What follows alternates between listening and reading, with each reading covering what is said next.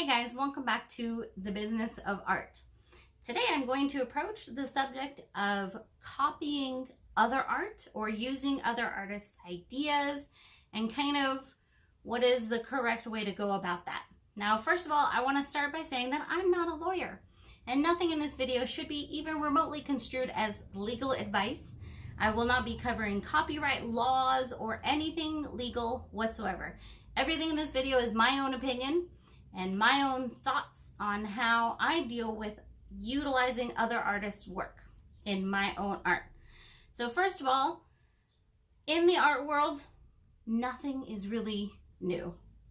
Everything has been done before and then redone and then altered, and you can absolutely come up with a new technique, but it's really going to be a version of some earlier technique, or it's going to include some earlier techniques. So it can be a bit of a difficult subject to know where you should give credit or when you should give credit or when to not even worry about it. So as a general rule, I always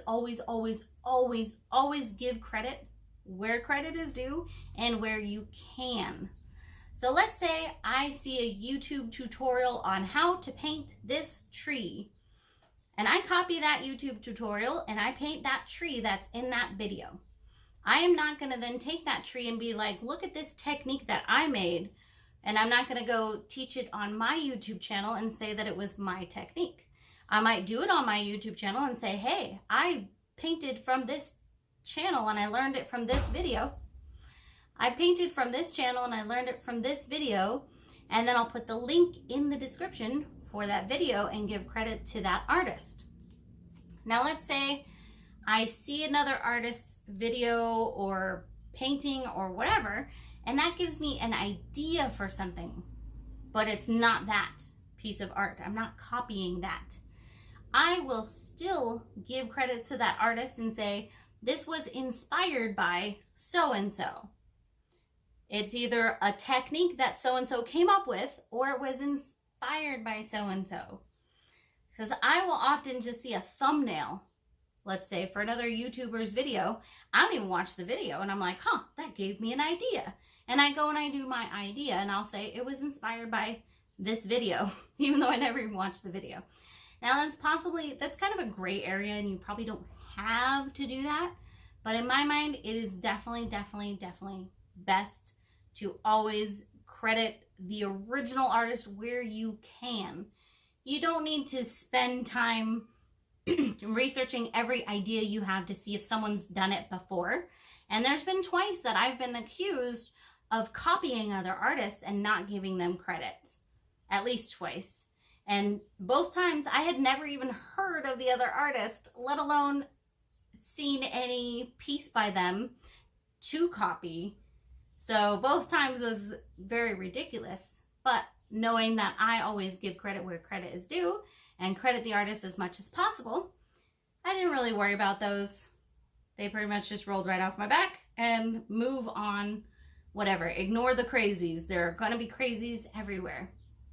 Now another subject is, what if you find, say, a photo on the internet and you don't know whose it is? Maybe someone shared it with you. Like, it could be a photograph, it could be a comic, it could be a painting, and you want to replicate it or were inspired by it and you want to give credit to that artist. You can take that image and you can do a reverse Google image search. Don't ask me how to do that, please. Just Google it, how to do a reverse image search. But you can do that to try to find the artist.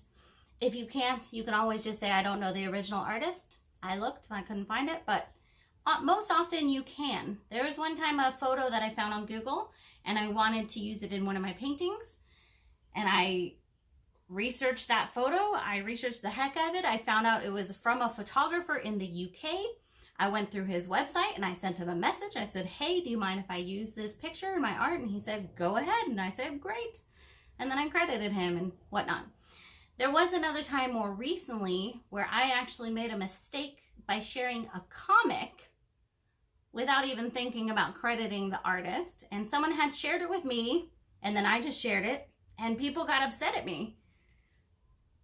And as much as that was kind of annoying because I didn't do it on purpose, I could have searched out the artist, and at that point I did, and I found the artist and I credited the artist. So mistakes do happen, and we're not all perfect. I do my best, but even when doing something like that, try to find the original artist. This video is obviously not on protecting your own work, so I can cover that in a later topic. I've covered it previously, but I'll cover it again on ways to protect your own work. This is kind of just my code as an artist.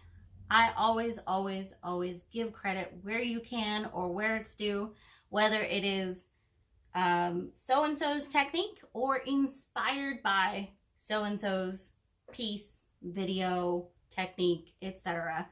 It's just better. It's just better to just do that, and then people will do it for you, and it just creates, it's, in my mind, like part of the code of an artist. You know, it's kind of like our community code that we just give credit where we can and don't steal other people's ideas and pass them off as your own under any circumstances. Even if you've tweaked it a little bit, made it something different, I would still just say it's theirs, or was inspired by them. Now, do you have to give credit every single time you do something? I would say no. I usually do the first few times, or if it's like a really specific technique that a very specific person came up with, I will do it maybe more often than that. But usually the first few times, and then after that, I just don't even worry about it too much, because that's just how I roll. But you can keep crediting them until the end of time if you would like. There's nothing wrong with that. It would be better to overcredit than to undercredit. All right, guys. I hope this was helpful to you. Let me know if you have any questions down in the comments, and I will see you all next time.